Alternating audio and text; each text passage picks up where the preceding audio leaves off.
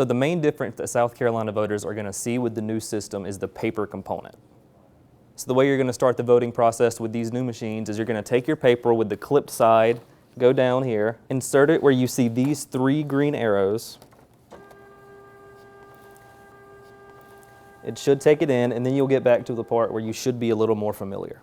It's going to present you with a touch screen where you can just go and select your favorite candidates to vote for. You'll see your card come out. You can pick it up. So once the paper prints out, you should be able to see all of the people that you just voted for, so you can take a second check to make sure that the things that were resulted on this paper were what you chose. Just when people thought it was all over for Will Muschamp as the Gamecocks head coach, he came back here to where it all started for him in his football career and reminded people just why they thought he could be such a good head coach. According to some studies, owning a pet like Rocky is much more beneficial than just owning a cute face. This is the largest Veterans Day parade in the state of South Carolina and the 3rd largest in the Southeast. And as you can see by the number of soldiers marching behind me right now, it is growing in number every year. Reporting for Carolina News, Eli Brand.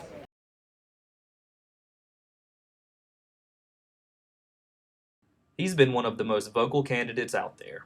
If you want to go to a publicly financed, public 4-year institution in your state, you should not take on a dime of debt. But his wife, she's as gentle as they come. Amy O'Rourke, wife of former Democrat presidential hopeful Beto O'Rourke, hasn't always lived in the political spotlight. Amy was born in Texas as Amy Sanders, the daughter of a wealthy real estate magnate. But despite the Sanders being a big name in the local community, politics was never really discussed around the dinner table. But when she met her husband, her apolitical life quickly came to an end. I met Beto, and a few weeks later he started running for city council, and so our dates often included knocking on doors and going to neighborhood association meetings. They've been running for one office or another ever since, and she's been right in the middle of it. I would say every campaign that we've run, I've been intimately involved. But it hasn't always been an easy road. In fact, when Beto first told her he was running for Congress in 2010, it brought her to tears. I can remember it pretty vividly. We were in a parking lot. I was pregnant with our 3rd son, Henry, and it was sort of out of the blue.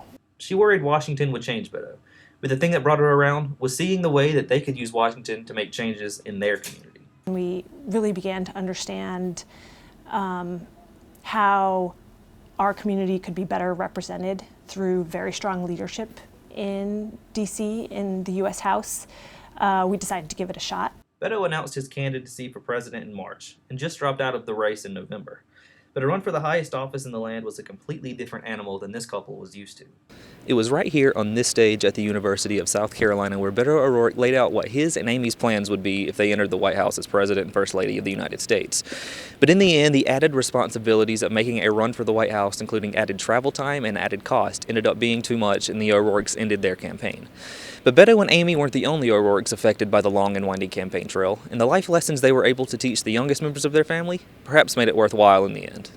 This campaign, and the losing campaign for Senate, gave Amy and Beto the opportunity to teach their 3 children, Ulysses, Molly, and Henry, valuable life lessons. Being able to talk about that with our kids, that it's, losing that race wasn't a failure. And it shouldn't really be a surprise coming from Amy saying that the opportunity to educate their children was what made these losses worthwhile. As she says that when the political life is over for the O'Rourkes, whenever that may be, she wants to be remembered as an educator. I have been involved in education throughout my professional career, and so I know that I will continue to focus on education in whatever capacity for the rest of my life. For Carolina News, I'm Eli Brand. There's nothing like a dog to make you smile. I thought it was. Oh, hey, what's up?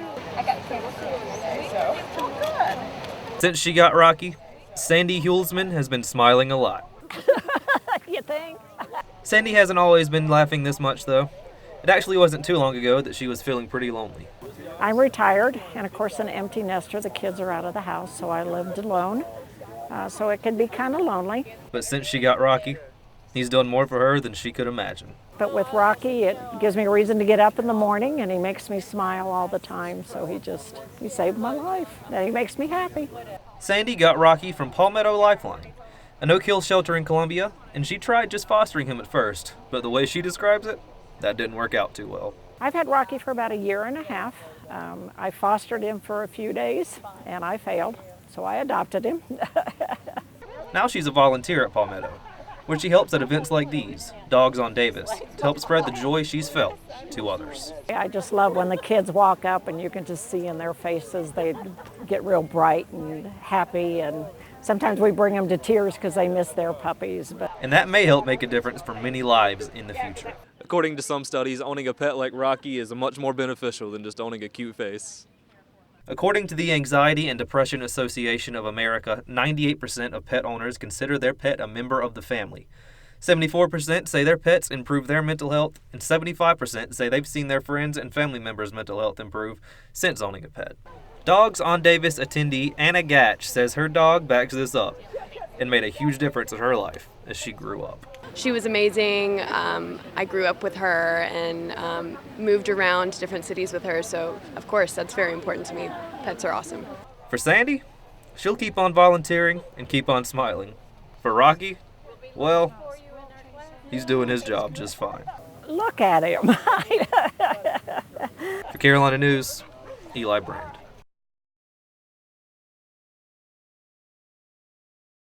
Oh, what a difference 2 weeks can make. I think if you jumped off the Will Muschamp bus a few weeks ago, you're probably driving that thing right now. South Carolina football coach Will Muschamp is feeling a lot more secure today than he was just 2 weeks ago. After his Gamecocks lost 2 of their first 3 games, many fans wanted his head, but he may have found salvation in a familiar setting.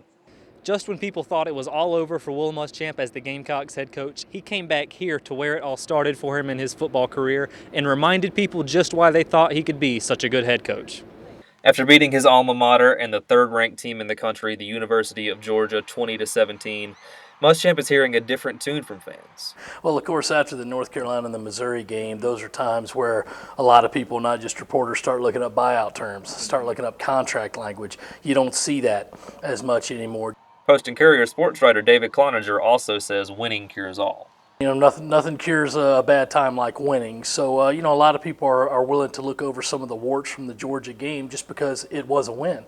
107.5 The Game host Tim Hill says he's hearing similar things. Things have drastically changed in the last 2 games. How could it not have changed in 2 games? For USC fan Joe McClain, these past 2 weeks have meant everything to him, and his tune has changed dramatically. He definitely helped this cause, and I think that's going to win back over the fan base for a lot of people. For Muschamp himself, he says this doesn't mean anything to him. I could care less about Will Muschamp. I'm really happy for our players. I'm happy for a staff that works its ass off. I'm happy for our fan base so they can enjoy the week. But since he's been winning, his seat has been a lot more comfortable. I mean, if it was like an ice bucket, you know, to put on the fire underneath his chair, it's extinguished right now. Reporting for Carolina News, Eli Brand. Yeah, guys, I'm right here at the South Carolina Veterans Parade. They started right down here at the end of the street on the corner of Sumter and Laurel, and they're going to go all the way down to the State House at the end of Sumter Street. But it means so much more for the people here, especially the veterans, than just the visual of the parade. I have a lot of respect for military people, even nowadays. Just seeing them, saluting these guys out here, it's great. This parade is stunning to look at. But for veterans like Tom Rell, what they feel on the inside is what makes it so special to them. Meeting military people, we have just so much in common and respect for not only the American flag, but what our country stands for. From trainees to first responders to veterans to impressionists, this parade has a little bit of everyone involved.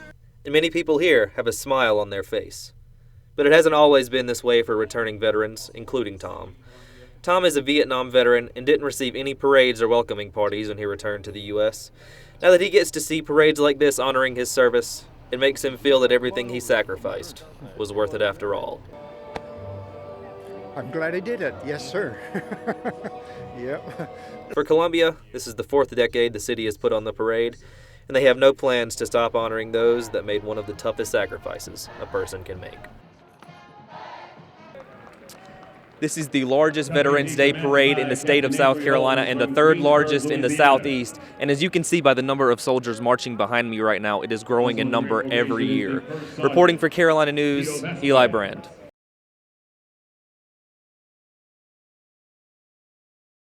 Every school has its own tradition. One of the most unique ones belongs to a school in Maine. They've run a 43-year experiment. How long can a Twinkie survive? Science teacher Roger Benatti at George Stevens Academy in Blue Hill, Maine was asked by a student in 1978, how long can a Twinkie last? So he decided to test it out. More than 43 years later, the Twinkie still sits in the classroom. Benatti said the Twinkie has become much like me. It's older, it's grayer, and it's more flaky, but it's kept its shape. Although President Trump's arrival is causing controversy in state, South Carolina Senator Lindsey Graham defends the president against the impeachment inquiry. The president and senator disagree about the U.S. pulling troops from the Middle East and not defending the Kurdish people. But Senator Graham defended President Trump's language in his tweet in response to the impeachment inquiry. So it shows a lot of things about our national media. When it's about Trump, who cares about the process as long as you get him? So yeah, this is a lynching in every sense. This is un-American.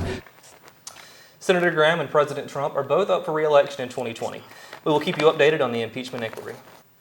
Thanks, Lindsay. Well, it definitely didn't feel like baseball weather this morning. It was actually pretty chilly. It was, and Elena Barella is on the SJMC roof with your first look at the weather. South Carolina men's basketball returned last night against North Alabama, and it was a big game for the guys that had to take a red shirt last year. It's not just the hardwood that has big events coming up in the Palmetto State, it's also the gridiron.